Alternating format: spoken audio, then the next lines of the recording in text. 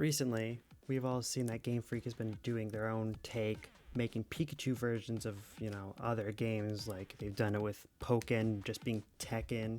They've done it with Unite just being League of Legends. They're just trying to dip their toes in every media. They're called the biggest multimedia franchise for a reason. They should just go ahead and rip off Smash Bros. Already. Yes, I know it's a Nintendo game and it's already a genre. They already have Pokemon in it. But like, come on. I just think that the characters in that game just are built to be fun. And characters like Empoleon can be a heavy swordy character. Decidueye is an airborne archer. Cinderace is a soccer player kicking the sun around. I mean, come on. Inteleon is basically just James Bond. Blaziken and Infernape are just your average rush down, hold forward, mash button kind of brawlers. Blastoise is a zoner, but hear me out, he's a heavyweight, so he's not escaping combos too easily, right? We love that. You can have Delphox be a mage. Sceptile and Meowscarada are both two grass starters who are relatively bomb based, so maybe like a trapper, but they're pretty quick. Unlike characters like Snake who are trappers. Anyways, I'm not out here balancing. I'm just saying make the game, make money. But, you could also include iconic box legendaries. I'm thinking Miraidon and Koraidon would be great examples because they have relatively everything. In general, that's their whole point in the game, that they have everything. You could have mythicals like Zarude, who is a monkey with vines around his wrists that he uses them to be like Spider-Man and Tarzan and swing around the jungle. But you could also use it like Joker's up B in Smash, where he drags the opponent closer to him. That'd be kind of sick. You could have Genesect also be a zoner or something. I don't know. At least Genesect is cool. You could also add groups of Pokemon like Ultra Beasts, because let's be real, Buzzwole would be so much fun. A 7'5" mosquito built like Dwayne Johnson. You can also add Paradox Pokemon like Iron Valiant to be everyone's favorite androgynous sword fighter with magical mind abilities and projectiles. You could also add whatever Ursaluna is, a bear with mind powers. But just go ahead and add people's favorites. Add a Hawlucha, Tinkaton, Machamp. Why isn't he already in as a Gen 1 rep?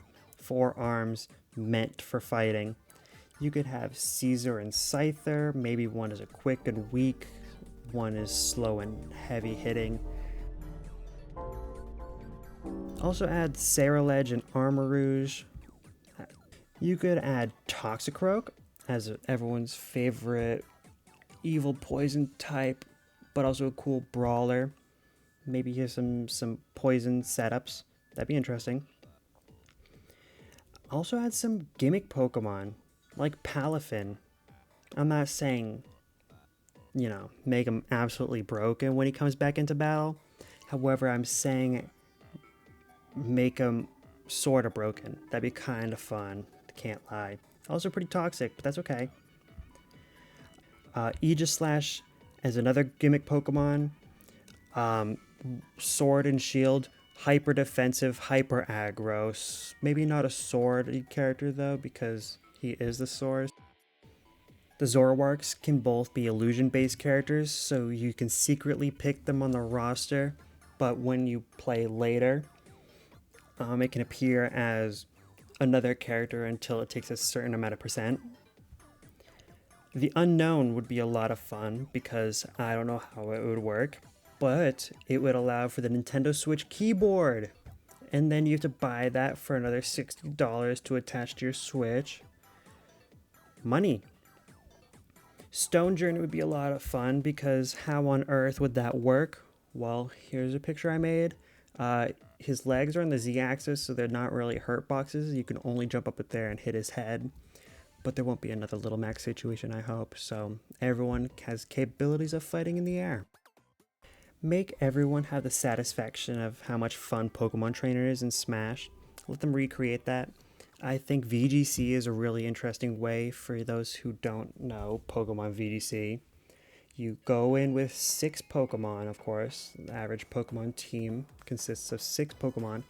But in VGC, you only select 4 Pokemon you're going in with, leaving 2 behind on the benches.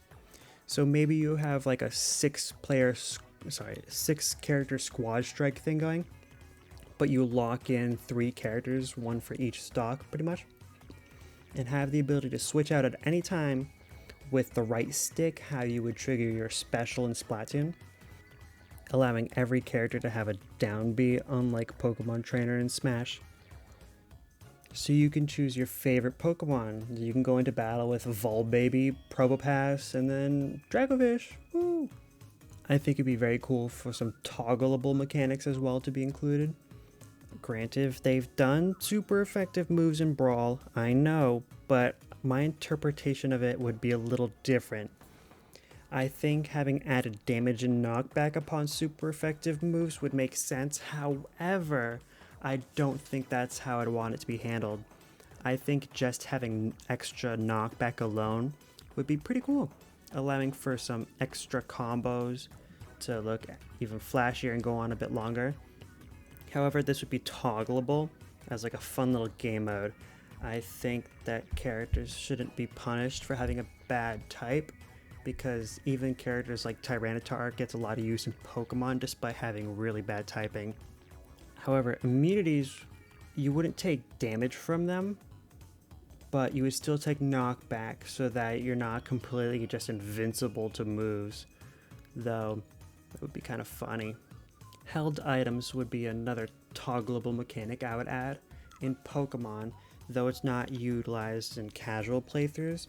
You can have a held item like Leftovers or Life Orb, which are passive abilities at either during the turn or at the end of the turn, depending on which item you have.